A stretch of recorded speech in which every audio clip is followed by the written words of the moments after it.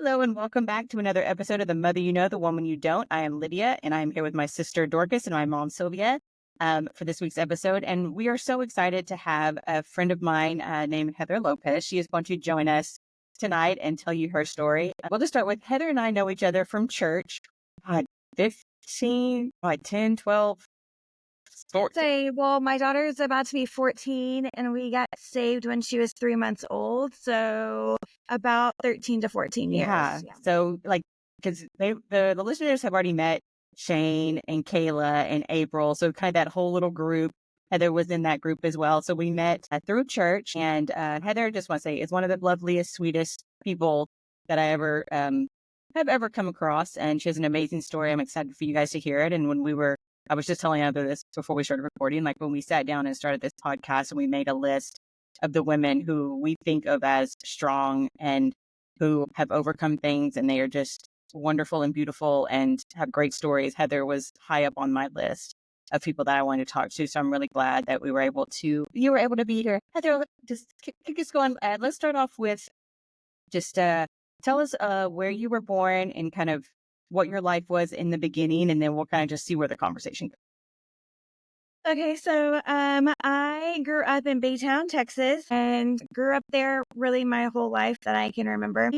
I lived with my grandparents for a while, and we kind of just moved. I lived in a hotel for a while, and then we finally got our house that I grew up in when I was, I guess, in third grade. And so just a lot of moving around and different things. My parents were not stable. My mom did not work. She stayed home with us. And my father worked as like a pipe fitter and kind of was just like in and out of jobs. And so, yeah, so that's kind of the childhood I grew up in. When I was young, I thought my family was kind of normal and like life was good for the most part, right? I didn't know anything really was off with my family until I was about in fifth grade. And then in fifth grade, my whole life kind of changed and went upside down. Heather, So were you an my, only child? Ma- Were you an only child, or do you have siblings? no, I have two younger siblings. So Okay. I'm the oldest. So I just turned 40. We're all born in November. So I just turned 40. My middle sister just turned 38, and my youngest sister turned 37 this month. There were three in of y'all. November. So, so I was the only child. And I was not the only child. I was the oldest. And so I was in fifth grade. My other siblings were like third and second grade, I guess. And I came home from school when I was in fifth grade to my mom being upset with my dad about he had just shot up heroin, and she was upset with him. And so she thought to get back at him that she would make him show me like his arm from shooting up. And so that moment was kind of like the pivotal change in my life. And from that moment on, I realized that my parents had a drug problem, and I believe they were also dealing drugs as well, besides using. And in seventh grade, my house got raided while we were in school, and my parents went to jail, and the cops came to my junior high and kind of told us what happened. And so from that time on, my family life was very tumultuous. My dad ended up staying in jail for a little while, but my mom got out and was on probation. And while my dad was in jail, they ended up getting a divorce while he was in jail.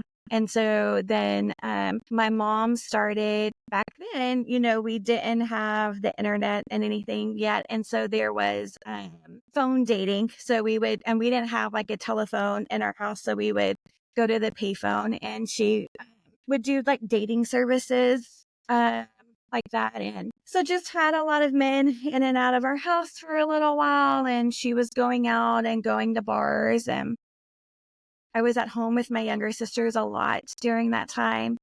And then she was at a bar on Halloween one year and ended up getting into a fight, and she ended up having to go to jail. So, and my dad was still in jail at that time. And so for a little bit, both of my parents were in jail, and my mom was dating a guy at that time who I thought was supposed to be like taking care of us while she was in jail, and he like never came back to the house.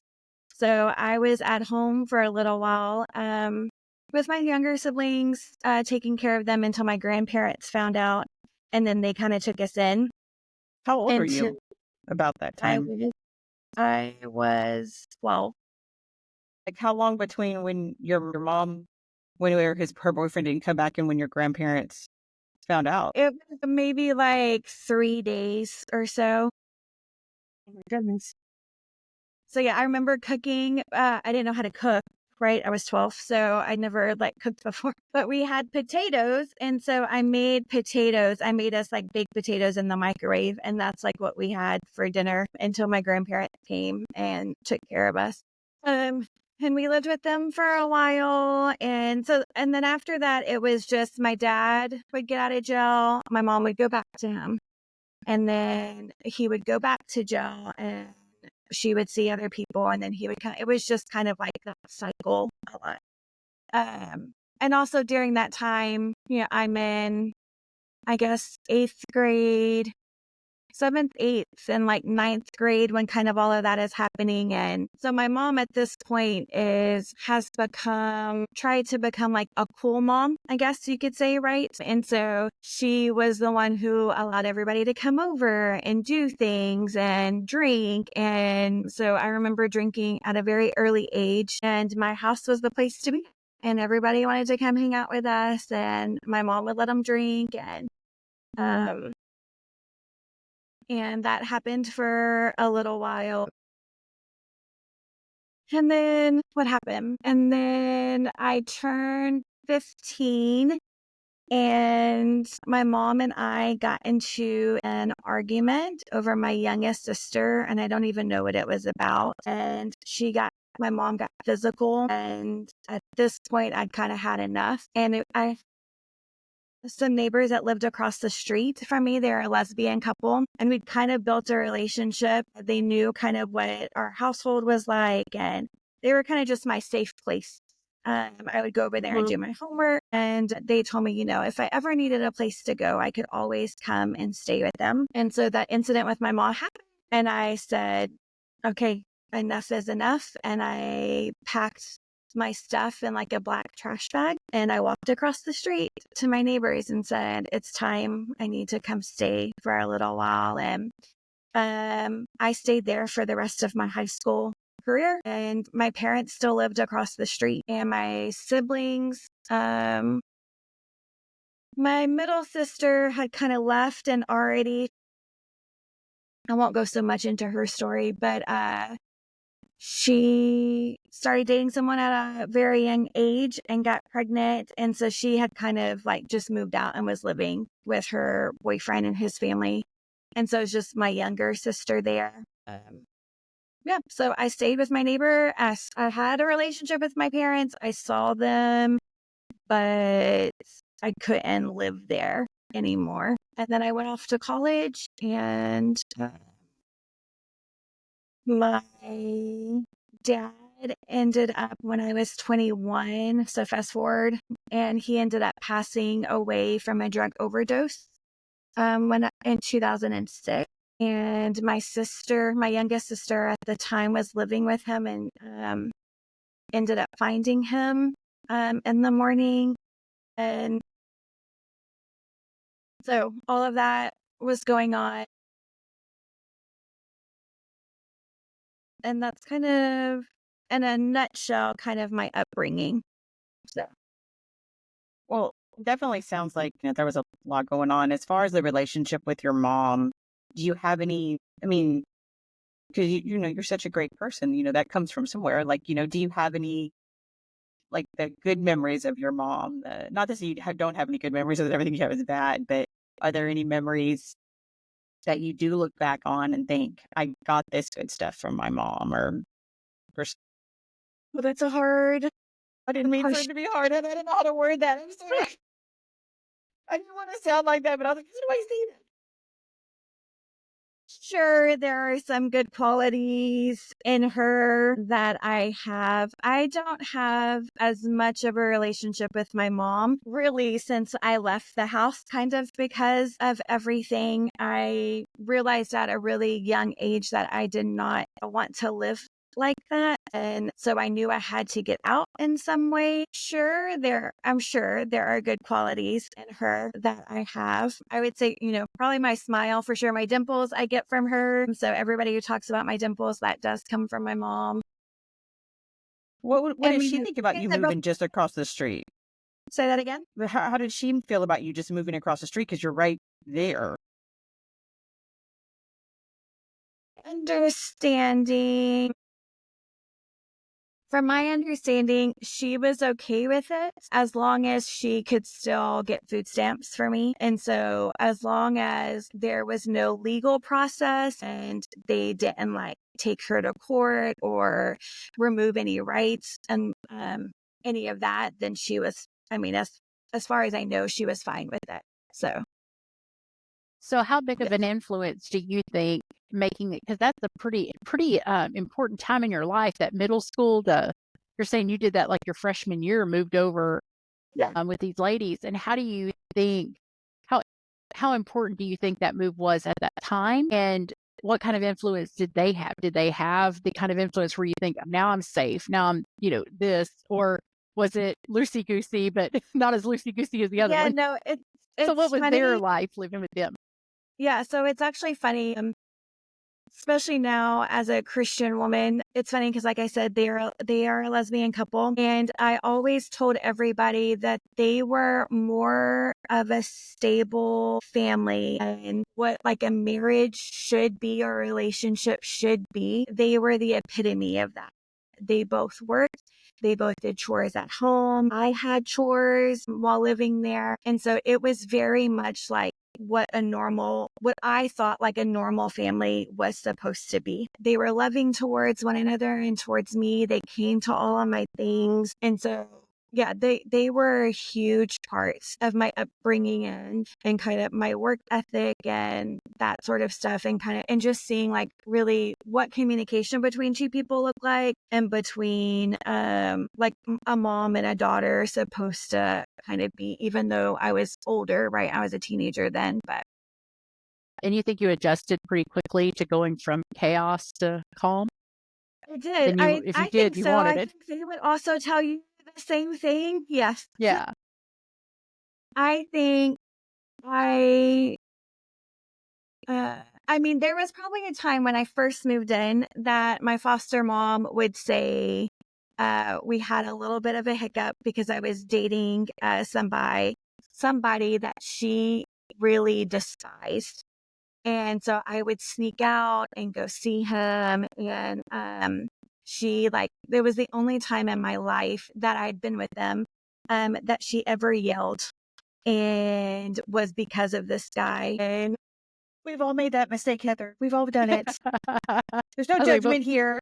Was she right though? Was she yeah, right? and she so was. He was, horrible. So yeah, I Again, also think so, that's kind of one of the reasons why I ended up stop talking to him, I think, was because of them. And then me and my now husband ended up getting together, which is really sweet. And they much preferred my husband over him. Yeah. Do you still have a relationship with them to this day? Yeah. Oh, A good yes, relationship. I do. Good. So yeah, my kids call them Gammy and Yaya, and we still have a relationship with them. When I went off to college, there was a time when I had asked if I could move back in with them and finish school. So I lived with them for a year until I finished school. And then, yeah, we spend holidays together and see each other. They moved to Tennessee a few years ago, and it's so sweet because they came down recently, and I got to spend my birthday weekend with her and going to the movies like we used to. So we got to see Wicked and got to go shopping, and it was really nice. So, Oh, how yes. sweet. Yeah. So I think it's neat that you went from not having one mom to having two. I think there's some beautiful redemption in that somewhere, that you Yeah. have the perspective Yeah. of it. And, it's funny because you have, when you didn't have the guidance of a mom, and then you got two different perspectives of two different women on the daily. Yeah. It's like you got dog years there, because it's like if you were with them for 4 years, it's like you got 8. You know what I mean? Yeah. Of just making up for what you might not have had those first couple of years. So I think that's really Yeah. special. Yeah. Yeah. And a good story, or a good story from not a good story. Yeah. Well, I was thinking, it's amazing how God shows up. Grace shows up in all kind of forms, really, truly. And just listen to your story brings tears to my eyes, not ears, tears to my eyes. And I think, wow, God sent his grace in many ways and to bring us out of darkness, I think. So Yes. that's a Well, sweet it's story. funny because when I first got saved, I struggled a lot with that. They were really worried when I first got saved, how we were going to kind of treat them, if we were still going to have a relationship with them or not. And I remember having a conversation with my husband in the car about, I know that God had been pursuing me for such a long time. And he put even the people who lived there before them, they were Christians actually. And I'd always had some kind of relationship with the people who lived across the street from me. So I know that God put them in my life for a reason, to protect me, to be there for me. And I just couldn't grasp what I was learning biblically to my relationship with them. And my husband very smartly said, God uses sinners all the time, and uses people that we don't think that he would use to do his will. And so that changed my perspective a lot with that. And it's so true. I'm still a sinner, and just the work that he's done. We all are, baby. Yeah. We all and are. so Yeah. just the work that he does in me and uses me to do his will is just amazing. I want to kind of get into your college years and stuff like that. As you were going through high school and finishing up with your, living with your neighbors, and you're going to this next phase, and I think this is probably, you have to forgive me. It's been so long since we've seen each other and got to talk, but I would imagine we've had these conversations, coming from what your home life was into this new thing, it could have gone very, very differently. And, but God, I think we should talk about that all the time, Okay. but God does his thing. Do you think that there were any, before we get to the college stuff, do you think that there was any, I don't know, long-term effects or anything from the things that you went through that you struggled with that you would want to talk about, as you went into this next chapter in your life, when you have to make choices to break the generational curses and do all these things? What things did you bring over, if you don't mind talking about that stuff, as you went into that next phase? Yeah. So, my biggest thing, I guess, was wanting attention really from men, right? And guys from a very young age, because my parents weren't there and I didn't get that attention from them. So that's something that I had to struggle with from a very early age, since the time I was in junior high. And just wanting that attention and needing that affirmation in that way, and physical touch primarily. So that's come with me since I was younger, and is something that I've had to work on a lot. What else? My sense of needing to be in control, because I had no control, is a huge thing that I have learned. There's nothing wrong with being a control freak, Heather. There's nothing wrong with it. There is. No, there's a difference in being a control freak and the need to be a control freak. Yeah. Yes. Yeah. When you physically need it. Right. Especially, again, as a Christian woman, the Lord wants us to depend on him, and not thinking that I have to have all the answers and everything depends on me and figure everything out. And so that's a real hard one for me, because, when I was younger, I felt well, I had to do this myself. I have to put up my big girl pants, and this is what has to be done, and I have to be the one to do it all. You're also the oldest child. I think that and the oldest Dorcas can child. attest to that. I mean, that's just an oldest child thing. And then on top of what you said, you get thrown into adulthood. Yeah, it's just enhanced. 12 years old. Yes. Yeah. Good for you for still So standing. that's a big one that I have to like overcome a lot, and then when you get married, I can't be the one making all the shots all the time. The leader of our household. And so, You're like, I'll know, let him. It's fine. so yeah, I would say those two things probably have gone with me for sure through. Do you think that I think you said that you got, you got your the physical attributions from your mother and everything. What do you feel like you got from your foster moms? My love of musicals is one. They showed me all the musicals, took me to the Hobby Center and Broadway, and just like opened up my eyes to that sort of life because I'd never, my parents were not doing any of that. So my love of theater and musicals and shopping and again, just like my work ethic, I still am the one that mows my yard in my house. And because I was doing that when I lived there, that was like my chore. And I kind of like, I love mowing the yard. I don't know. So those things. You're so good because I'm like, oh no. Yeah. My I thought have a was that. Lewis.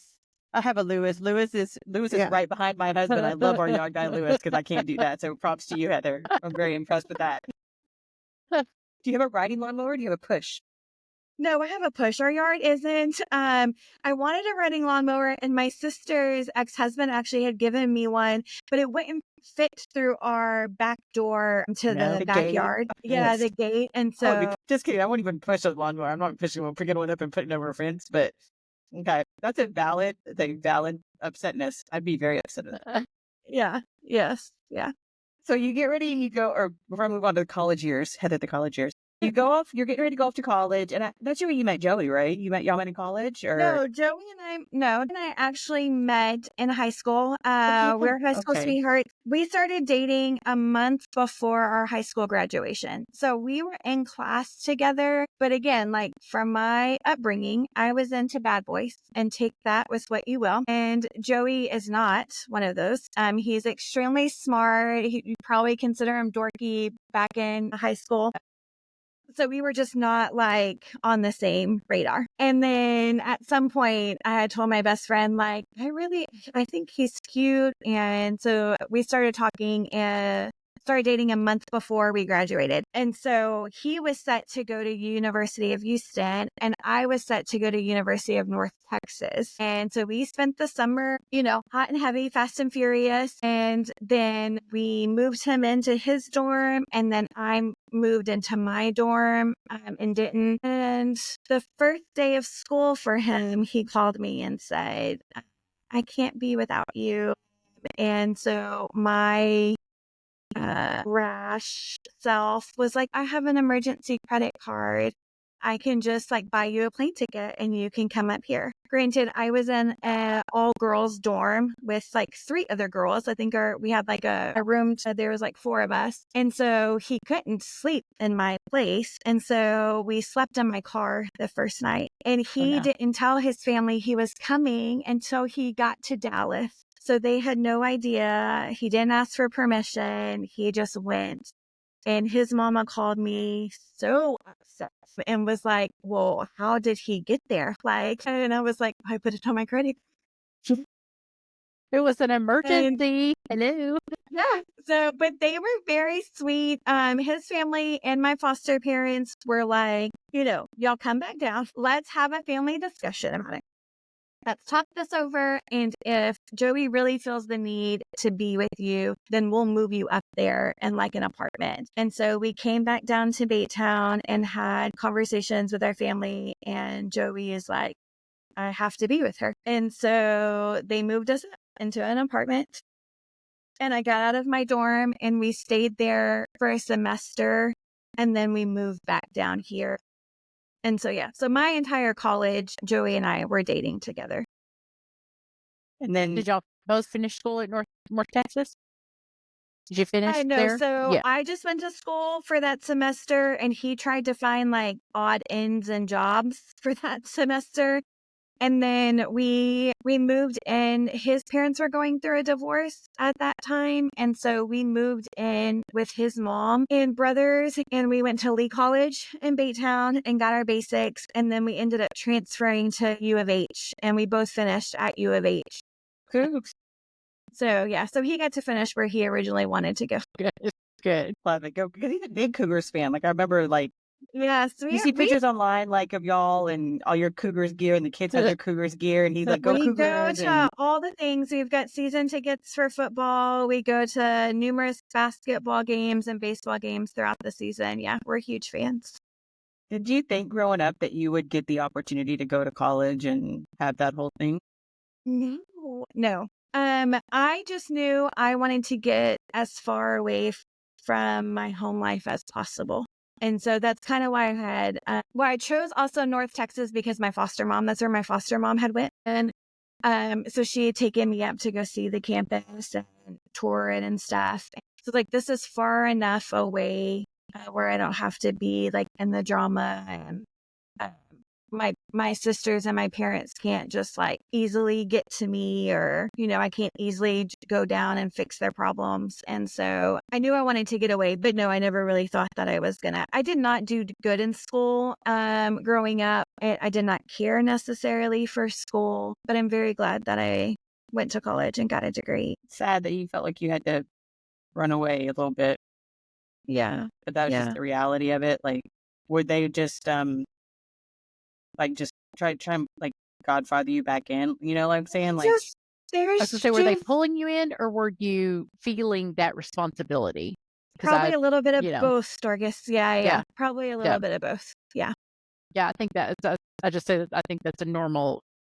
I'm such a champion of the oldest child. I don't play that middle child That's an crap oldest child or the thing right youngest there. child crap. I usually champion the oldest child crap, and usually it's let me fix everybody's problems. Yeah. Well, especially my middle sister, she had her first baby when she was 12 or 13 and had her second baby at 15. Oh, Mama, that's young. So I had little nieces, when I was in college, and their home life was not good. And my sister kind of followed in that same footsteps. And so CPS was being called a lot. And so, so I had a lot of that going on with them going in and out of kind of CPS custody during that time. So. trust. So what was the pivot? What made you, was it just your mother that took the time to say, hey, think about college, and walked you through that process? Yeah, that's she an was like, overwhelming process and like, on the see if you normal. get, yeah. Yeah. I mean, she was like, you should, I mean, I was in AP classes. It's not like I was stupid necessarily. I was just, I was spending my time doing other things, being around boys and trying, again, like I said, getting that attention elsewhere instead of doing what I was supposed to be doing. And so she was just like, you can make something of yourself, and you really can. You're smart enough. You have the mind that you can do it. And I really think that you should. Yeah. And so that's what I did. I love that. I love that because I think that sometimes you just need someone to tell you that. I mean, you hear from a lot of people who just don't have anybody in their life to tell them that, just to reaffirm that. And I love that she was that for you, to say that you can do that and you can, whatever. So when you went off to college, what did you end up studying and wanting to do with your life? So when I went to UNT, I went there because I wanted to do fashion merchandising, and but I didn't realize and Dallas has like the Fashion World Trade Center, and so that's why I went there. And then I realized you have to do math in fashion, and I did not realize. I'm out. I did not like math. It's not happening. And so when I came back down here and when we were going to U of H, I really just like looked in the catalog of like all the degrees and to try to figure out what I thought I would be good at. And I found public relations, and I was like, I like people, like I can talk to people. I'm pretty outgoing. I think like I would be good in that. And so that's what I did. And so I got my degree in communications with an emphasis in public relations, and ended up being the president of the Public Relations Student Society of America at U of H. And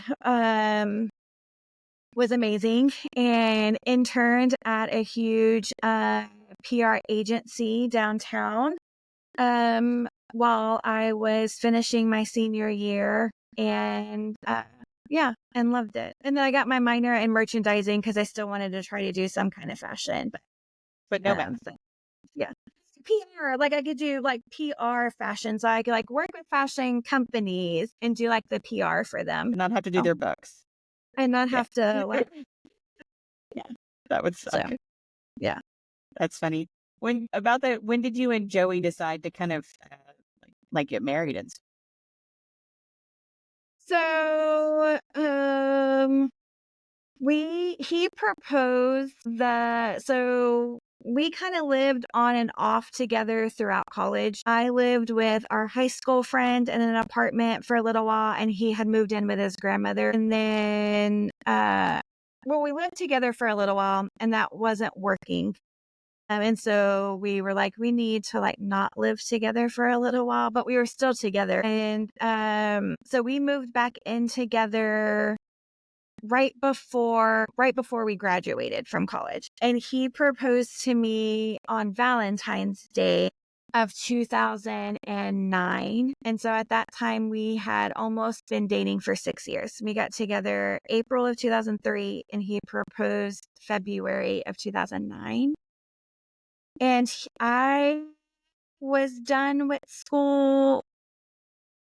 I graduated in 2008, but he wasn't done with school yet. So he wasn't graduating until December. And so we had like a really long engagement. And then we got married the day after our 7-year dating anniversary.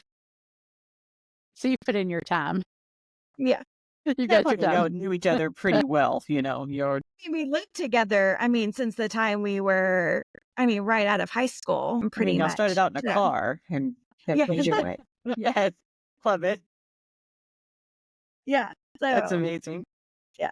We just wanted to make sure that we were done with school and had our degrees before we got married. So, and we did. So in your marriage, this is, I guess it would be, even though you were living together and stuff like that, to me, it always feels like once you seal the deal, it makes it less easy to walk away from conflict or issues, because it's easy to walk away when you're not married, if we're having a problem.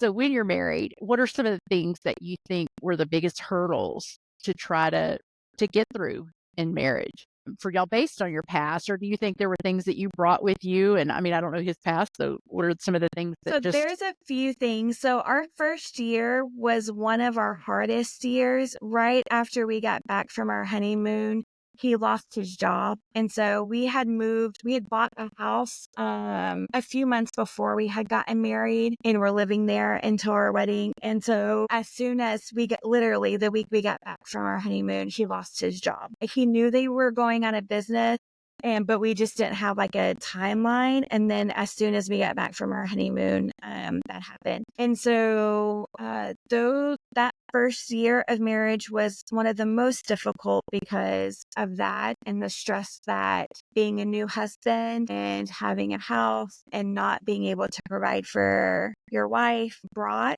And he started drinking a lot with his coworkers that he was working with. And so, so that first year was the hardest. He ended up getting a job after 4 months, and then we found out that we were pregnant right after that. And so then my daughter was born that next May, and I was freaking out because I really, again, wanting to be in control of everything, right? I was like, okay, I want to be married at this age. We're going to have our first baby at this age. And my thing was, I thought we should have been married for a year before we had our baby. And that didn't happen. We got pregnant within the first year. And so I was freaking out. And everybody was like, why are you freaking? You're married. And so, and then having a newborn, it brings its own challenges. And she had acid reflux, and it was just really hard. Her first year of life, her first 3 months in particular, were extremely difficult. But then that's how Joey and I got saved. She had some medical issues, And so the Lord ended up saving us through that, which was really sweet. And I would say after that, we fostered back in 2019 through 2021. And those couple of years were really stressful on us. It triggered me in ways that I didn't realize that I would be triggered. I hadn't really dealt with my trauma and my past, and I thought everything was good. And then we ended up bringing kids who also had really hard lives into our home, and it triggered me and realized I needed therapy. And it was just really hard for us. It was hard for our children. It was hard on our marriage. And so, yeah, so those are a few things. We've been married. This next year will be 15 years. So 15 years of being married and a few hard ones. There's been a few hard ones. But y'all been together like well over like 20 years. So yeah, so we'll be together 22 years in April. So tell me, do you mind telling us about? Well, I have two questions. I started having thinking, I was trying to write it down. You said you were saved through your daughter's illness. Do you mind telling us about that? Yeah, so when she was born, a little after she was born, she would keep her hands and fists like this, and she wouldn't open them at all. Like her hands were just constantly like this. And she started having like leg tremors or seizures in her legs.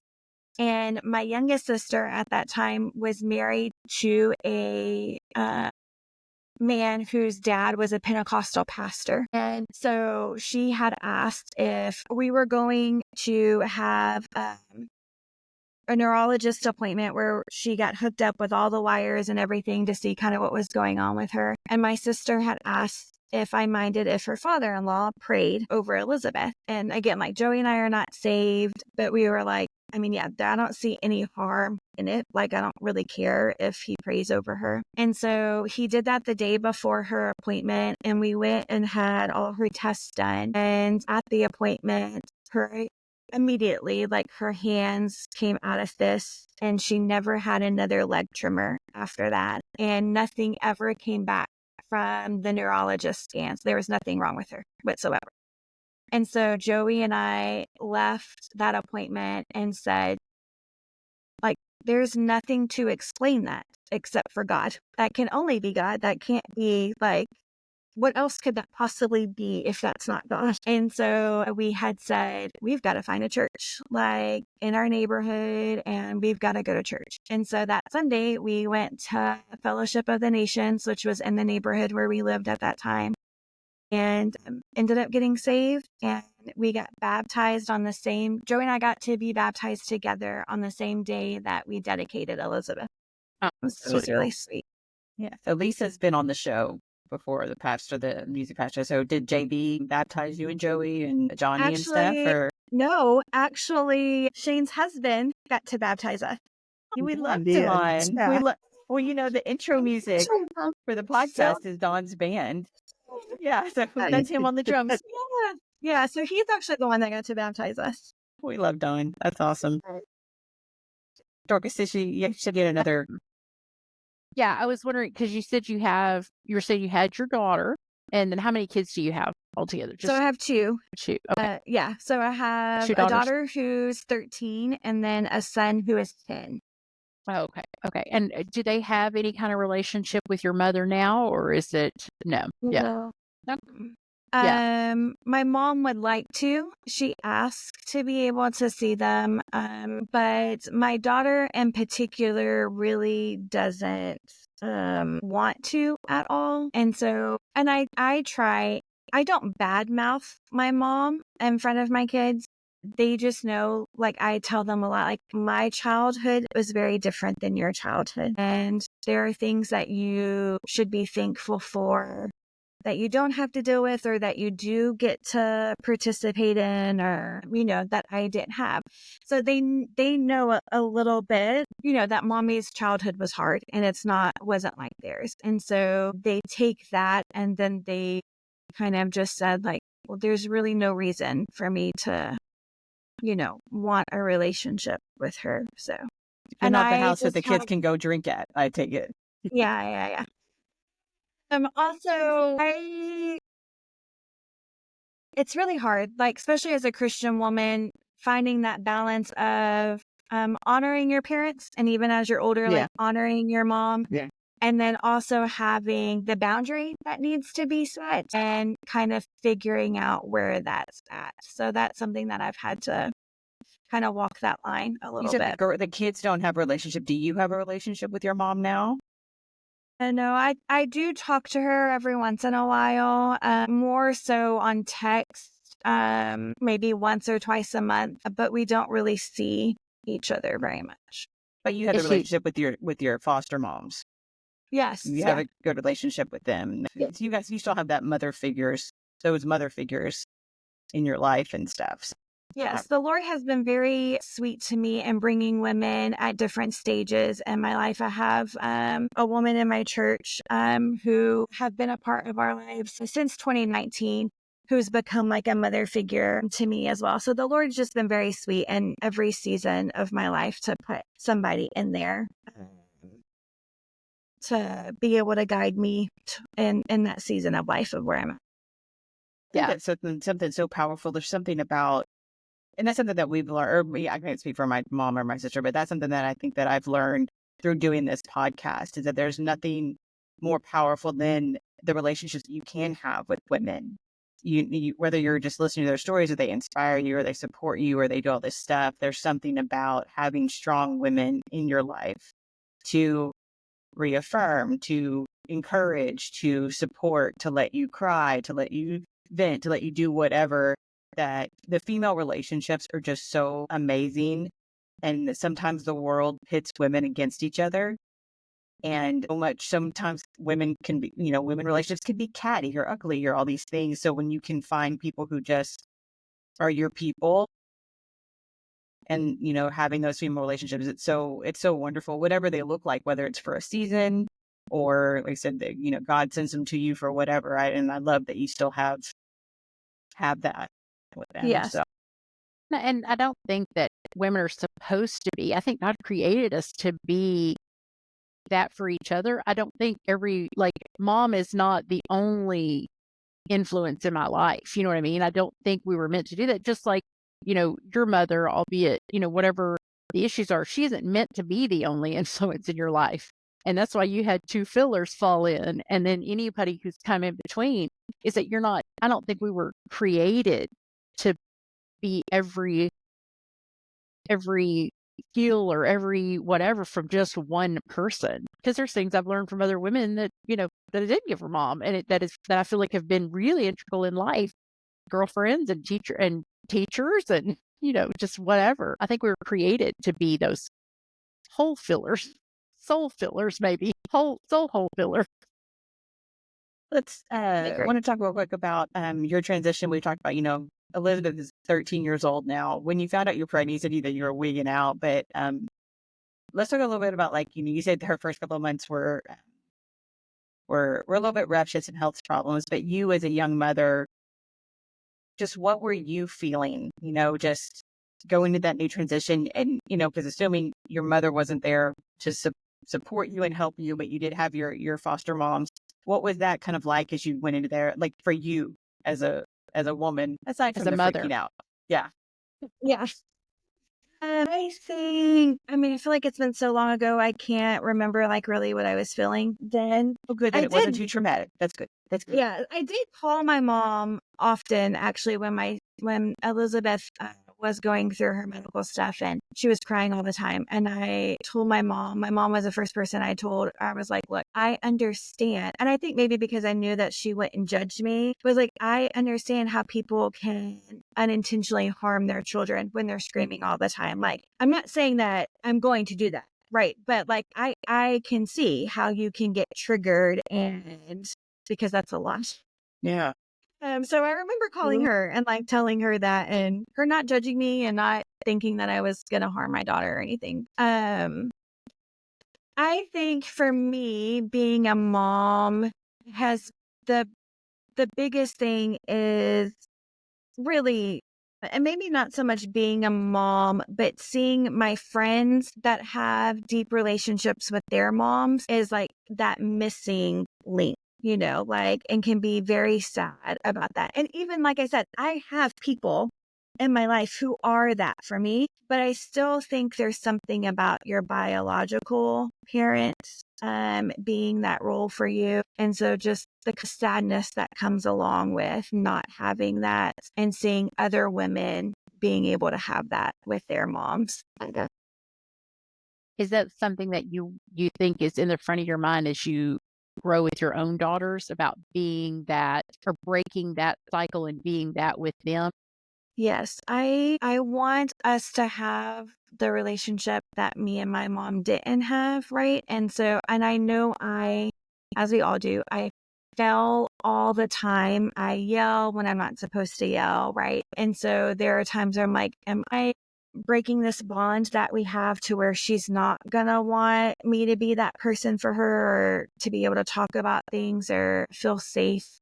And so always trying to make sure that we get back to that point and that we can be that so that she does have that. My hope, so I also homeschool my kids and we've done that since my daughter was 4. And so people always ask me all the time, like, okay, so when they're in college and they're out of the house, are you going to go back to work? And I was like, no, because I want to be there with them where they're at. I want to be able to travel if they're in college somewhere else.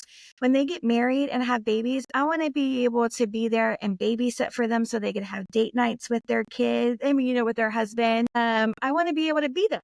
And so if I worked, I wouldn't be able to do that. Yeah. So Working's overrated. Yeah. It is overrated. Jared refuses to let me quit to be a stay-at-home wife.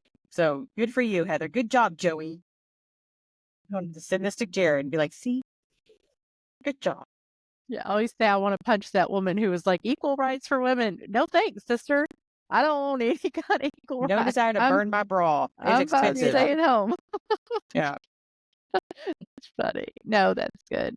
That's good. And I I didn't think realize those that you things homeschooled him this whole time. I don't know why I thought. I guess I kind of remember that, but good for you. We're part of a co-op, so they get to, we go in community once a week with other people who are teaching them. I have been their teacher, or we call them tutors. I have been their teacher in that setting before, but I'm the director actually of that for our campus. This is my 2nd year directing our campus. Girl, you are working. So I've been homeschooling them since. Yeah, I was gonna say, you are working hard, working girl. 2 jobs. Feels like it. Sounds like it. Yeah. Well, I think that takes a very special woman to do that. I always thought, I'd love to homeschool, but then I thought, no, y'all going to North Shore, Yeah. So, Well, it's funny because I tell people and Lydia knows me. And so when people say I can never do that, I'm not patient. I'm like, I am the least patient person that there is. I am not the quiet, submissive type of person. I'm patient and But you that's just look not like me. you That's are. not That's my the difference. personality. So I always say that's really God's sanctifying work. In me personally, that's how he decided to sanctify me, was to have me to homeschool my kids. could be. He's like, I'll show you, Heather. Yes. Yeah. Did you have a son? What's your son's name again, if you don't mind? His saying it name on is the air? Luke. Yeah, I could not remember. So you and Joey and Luke and Elizabeth, y'all just have your little loves. And I see pictures on Facebook and stuff, and you just turned 40 recently. Yes. Yes. Hey, girl, 40 is the new 30, and then it was I'm almost 50, and I promise you, it just gets better. It does. Just gets better. The things that you just don't care about anymore, Yes. like offending people or worried about, there's just so much. It just gets better. And I guess I didn't realize I was so much older than you, but yeah, 40s. Yeah. So how is it being a mom to a son? Because I find that relationship different. Is it, do you find a peace in that? I mean, because the boys are boys, but they also can be very sweet to their mama. So it's very funny because when we got pregnant, I wanted a boy first. And my mom had all girls, and I had always wanted a bigger brother and somebody to protect me. of course. And so I really wanted a boy first. So I was really bummed when we were having a girl first. And so when we decided to try for our second, I really wanted a boy. I was like, I really want a boy. I really want a boy. Joey really wanted another girl. And so when we were getting our sonogram and found out that it was a boy, I was over the moon, so excited. And our relationship is very sweet. He was the best little boy and baby. My favorite time of mothering is after he was born and Elizabeth was 3 and I just started staying home and stopped working. And that was like the best year probably of me mothering. It was so sweet. The Lord was so sweet. Their relationship was so sweet at that age together. She was, mama's little helper and actually loved her brother and wanted to be around him. And, then she turns the ages that she's, probably, I don't know, maybe starting at 10. And then she doesn't want anything to do with them anymore. But so he Listen, is don't really judge sweet. life by these teenage years, okay? It's real sweet before, it can be sweet after. It's hard in the middle. Don't Okay, good. just That's let good all to of know. it go. Good. So he is really sweet, but he has his own challenges. He was diagnosed with a mood disorder. We found out after we took our first foster placement. And so he was on like heavy medication for 2 years from the time he was maybe 6 to 8 years old. And his issues were he was very aggressive. So I was the one kind of getting hit on. He was hitting me. He was trying to run away. So that season was really hard and difficult. But we took him off of all medications. I think it's been 2 years now. And because he was having different side effects, he was having tics. The last medication they had put him on was lithium, and it had made his like levels go up, and he was just getting more aggressive. And so we had taken him off of everything, and somebody had suggested that we remove all dyes from his diet, and we did, and we've done that for the past 2 years, and it's made a huge difference in him. He still is triggered. He still can get triggered very easily, but he can self-control himself a lot better than what he was. Mhm. So I would say that answer is complicated because he's very sweet and he really is a mama's boy and really is caring for me. He cooked with me tonight. Yeah. And so he made cornbread for our dinner tonight. And so Yeah. he really is a sweet boy. And he just has his own things that God is working with him on. So, yeah. But it's very different. Having a boy is very different than a girl. They are Yeah. two completely different beings. I mean, completely. Yeah. So, It's incredible how different they can Yeah, be. you're right. yes. Yeah. I mean, it's Yeah, I'm thinking just you're right. day and night. Yeah, completely different. And one of the last things that we usually ask in this thing is like, what do you want your legacy to be when it comes to your children? It's like, as their mother, when it comes to everything that you've been through as a child and everything that you overcame and, where your life is now when your children, specifically Elizabeth, looks at you, what do you want her to remember about? Well, I think the biggest legacy that I could give them that I hope that they would take, right, is how much I love Jesus and that I make sure that he is first in everything that I do. Like, that's what I really want to be known for. And I want them to see the love of Christ in me. And they can say, like, at my dying breath, my mama loved Jesus. Like, and she really lived her life in accordance with that. She was selfless and decided to stay home with us and homeschool us, because of her love for Jesus. And she sacrificed all these things and she provided all these things for us because of her love for Jesus. And knowing that, like, yes, I asked my daughter this today. I said, what's one thing that you would say about me as a mom? Because I'm going on a podcast, about mothers. And so I was like, I wanted You're brave to I ask want, a teenage daughter that. what's one thing you would say is good about me being your mom. And she was like, you're caring. Like, you care a lot. You do. And I was like, okay, so I'm going to ask you the opposite of that. And the hard question of that is like, what's one thing that you think that I can do better as a mom? Right. And her answer was like, sometimes you yell at us. And so like, I want them to know, yes, sometimes I might yell, but I love and care for them. Yeah. And that outweighs the yelling. It comes from a good place inside of me. If you'd listened to my caring request the first time, I wouldn't have to yell. Yes.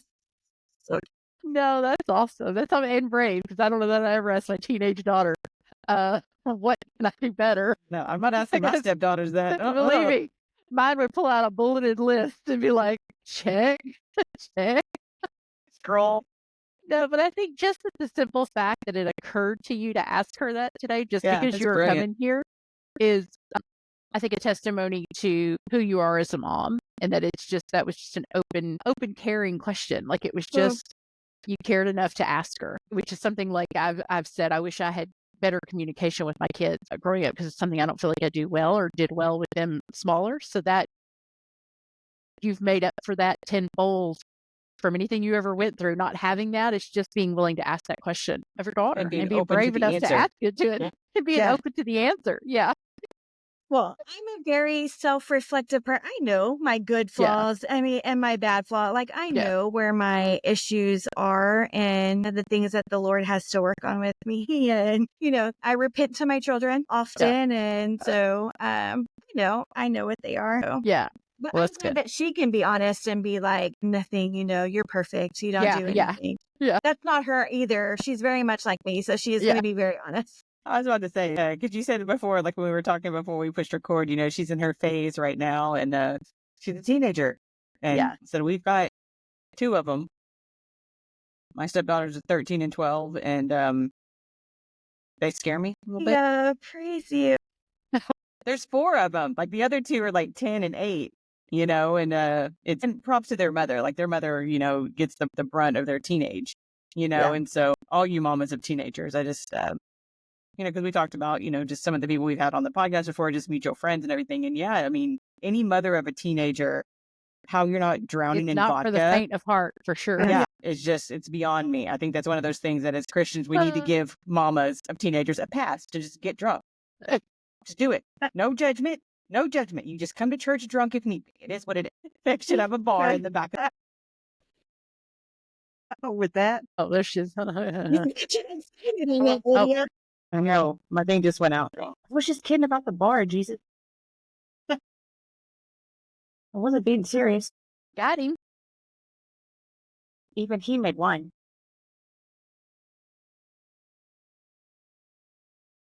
It's all right. There you go. I can hear myself. There we go. Hello? Nope. Still hear me?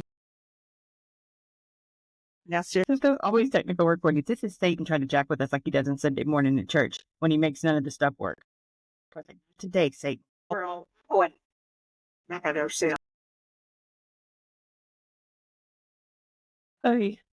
Well, you did perfect, Heather. Thank you so much for sharing. Yeah. We appreciate it. Yeah, your testimony has really been a blessing to me, too. Sister, you did great. God's grace has just been blessing you all over. Thank you. Don't cry. You cry? I'm going to cry. And we can't have Oh, don't cry. No, Heather, you are one of the most awesome people. I know, you're brave and you're strong and you're beautiful inside and out. And you and Joey have just created a beautiful life for yourself. And God is just going to continue to bless you and bless your babies and bless your family. And I pray for the relationship with your mom. And I pray for the relationship with your foster moms and whatever else you have coming down the pike. So we're very grateful that you took the time out of your evening to share with us. And then hopefully, somebody, will just relate to your story and know that but God. God. But God. So, and for everyone at home, thank you so much for listening to another episode of The Mother You Know, The Woman You Don't. Be sure to check us out on social media, follow, do all that stuff. Give us a rating anywhere you listen to your podcast, and you can check us out at themotheryouknow.com. So on behalf of myself, Dorcas, our mom, Sylvia, and our guest, Heather, thank you so much. And we will be back next week with another episode.